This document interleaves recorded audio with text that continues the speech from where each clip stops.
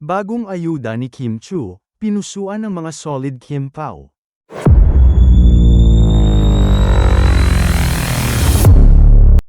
Nagpakawala na naman ng ayuda si Kim Chu na kung bibigyan ng mali siya, maituturong si Paolo Avellino at ang napapabalitang romantic relationship daw ng dalawa. Gaya ng dapat asahan, trending na naman ngayon ang Kim Pao matapos magsalita si Kim tungkol sa kung paano mas mag-i-improve ang isang relasyon. Sa isang segment ng It's Showtime, napag-usapan sa isang male contestant ang tungkol sa love life. Tila tungkol sa kung paano mas magiging matatag pa ang pagmamahalan ng dalawang magkasintahan.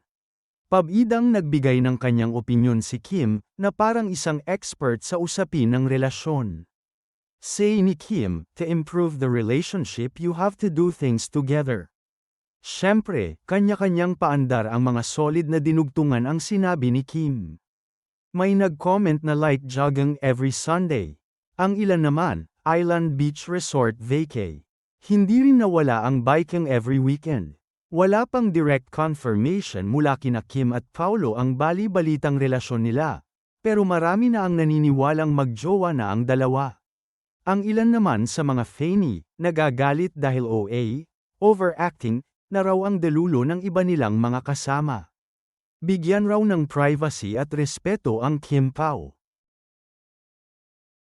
Anyway, may sinubukan na bagong hairstyle ang aktres na si Kim Chu.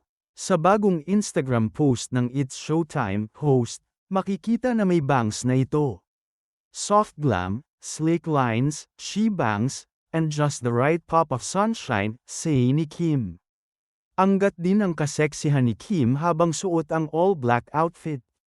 Patok naman sa mga netizen ang bangs ni Kim.